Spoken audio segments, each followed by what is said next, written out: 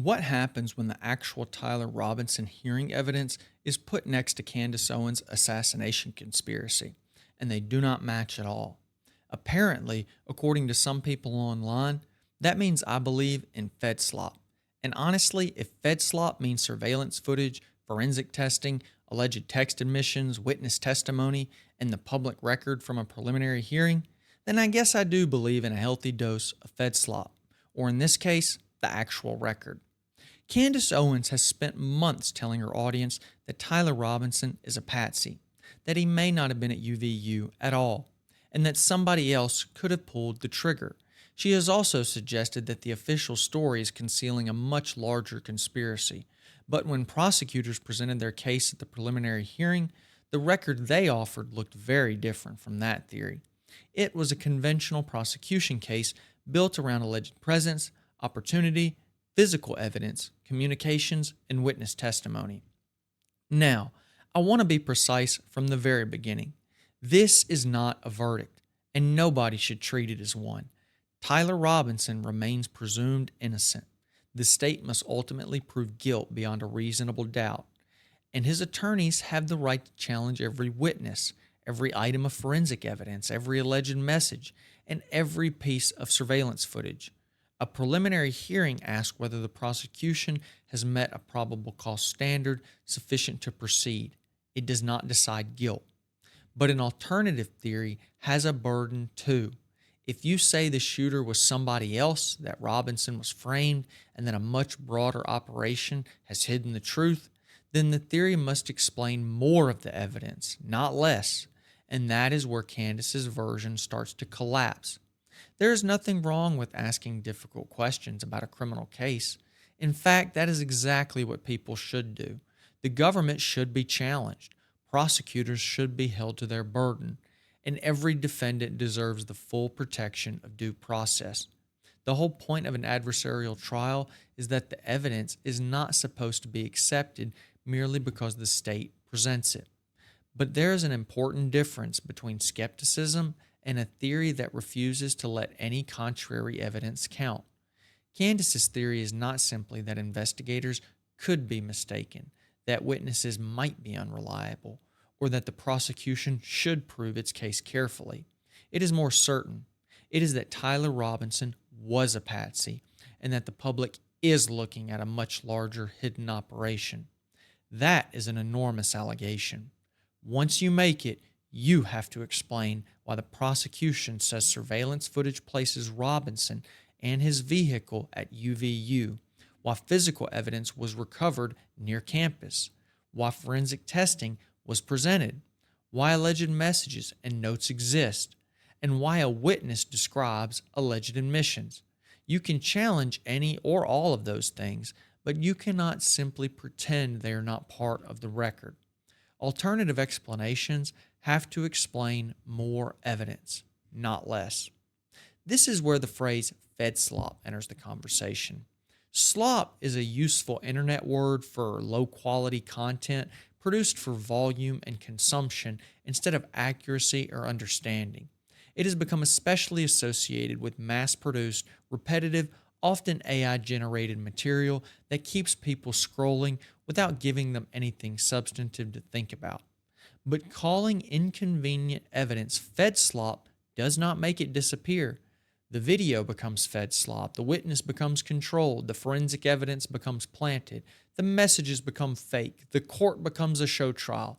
And if nobody can produce affirmative proof of the giant alternative conspiracy, that somehow becomes proof that the cover-up is working perfectly.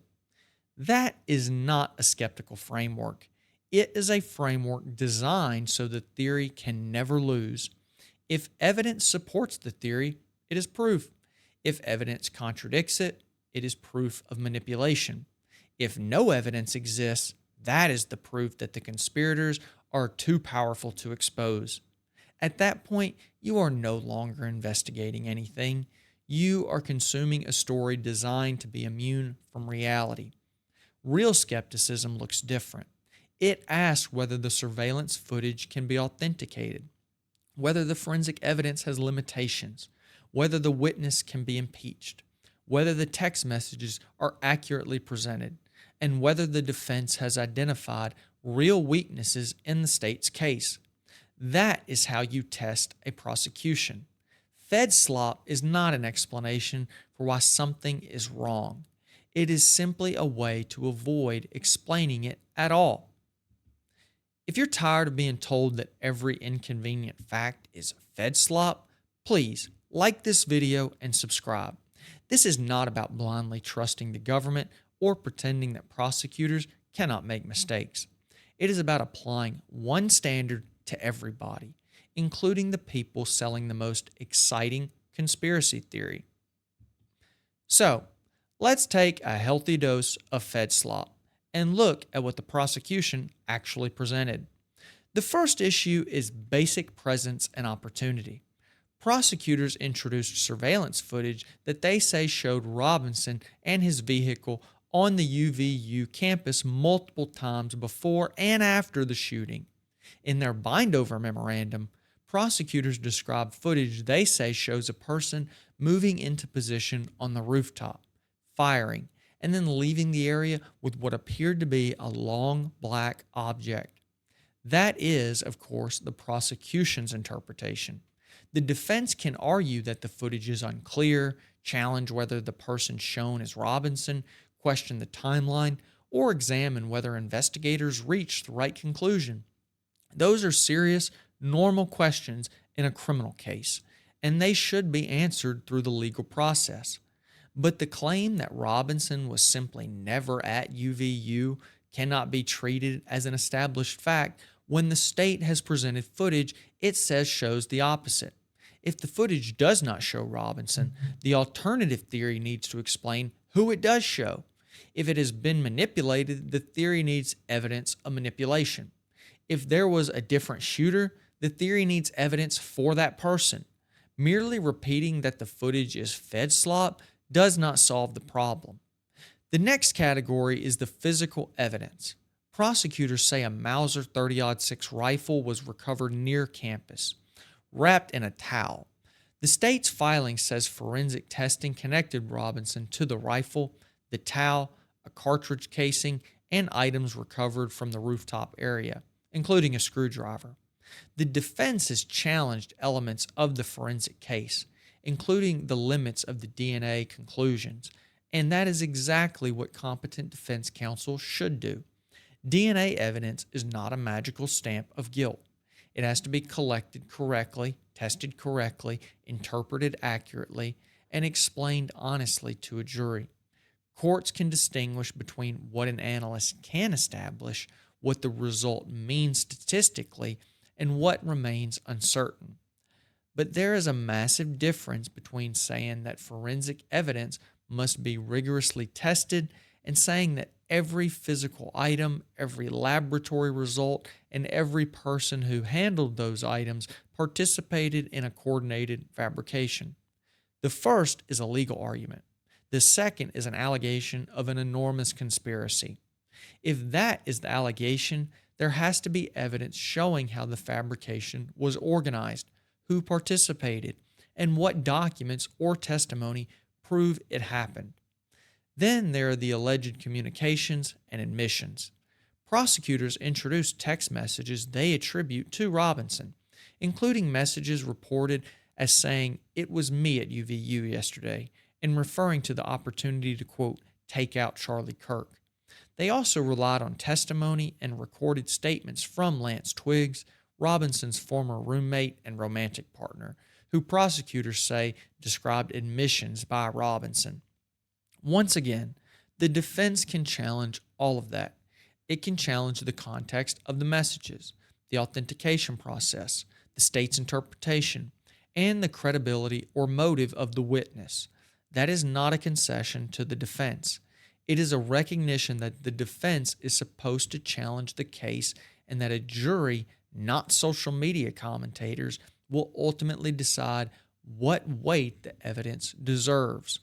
But the patsy theory has to do more than say the messages feel strange or that the witness cannot be trusted.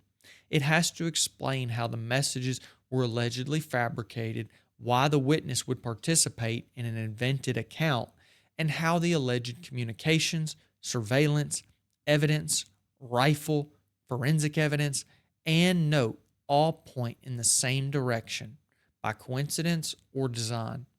That is the central issue with the theory.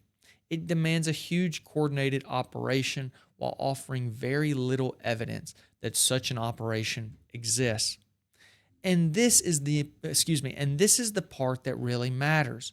The reported preliminary hearing record supports the prosecution's theory that Robinson was the shooter, and prosecutors have argued that it is sufficient to bind the case over for trial.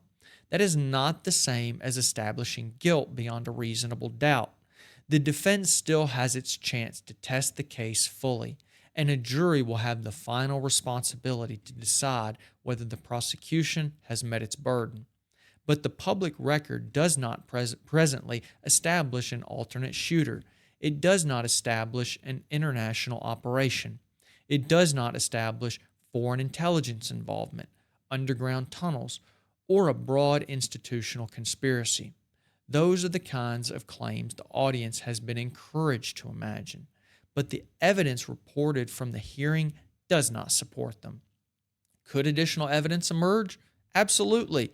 Cases evolve, evidence can be excluded, witnesses can be impeached, and facts can change.